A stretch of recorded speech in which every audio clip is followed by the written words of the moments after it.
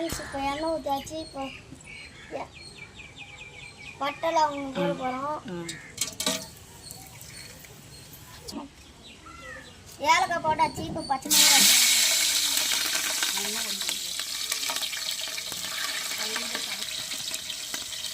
Next வெங்காயம் போடு. அப்புறமா வெங்காயம் போட்டுக்கலாம். இப்போ வெங்காயம் போட்டுக்கலாம்.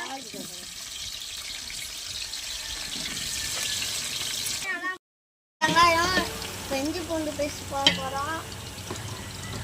நல்லா பொன்னிறமாக வதங்கிடுச்சு. இப்போ இஞ்சி பூண்டு பேஸ்ட் போட போகிறோம்.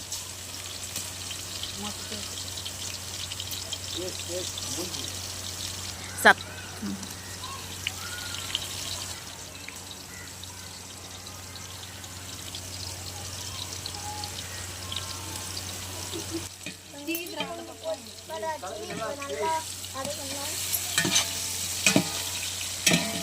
தக்காளி நல்லா வதங்கிச்சு. இப்போ புதினா போடலாம்.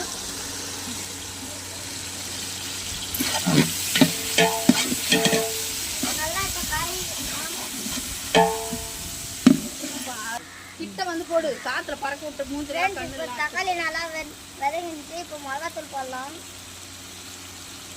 சரிம்மா ஃப்ரெண்ட்ஸ் இப்போ நல்லா கலக்கி விடலாம்.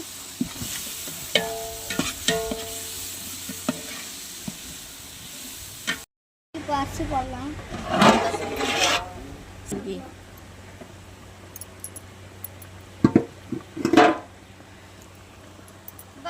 இதை பாருங்க நல்லா கொதிக்குது. இப்போ நல்லா கலந்து அரிசி போடலாம்.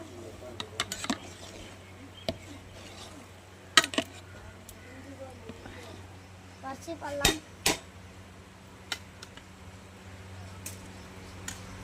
அந்த பக்கமா போய்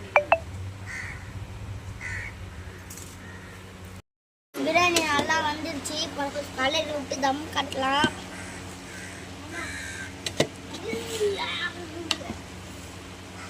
போதும். ஃப்ரெண்ட்ஸ் இப்போ நல்லா கொத்தமல்லி போட்டு தம் கட்டிடலாம். ஃப்ரெண்ட்ஸ் இப்போ சுவையான பிரியாணி ரெடி ஆகிடுச்சு. தம் கட்டிடுச்சு. நல்லா செஞ்சோடனே நல்லா ருசி சாப்பிடுங்கப்பா. ஃப்ரெண்ட்ஸ் இப்போ பிரியாணி தரலாம். பிரியாணி ரெடி. இப்போ சாப்பிடலாம். நம்ம ருசியான பிரியாணி ரெடி ஆயிடுச்சு.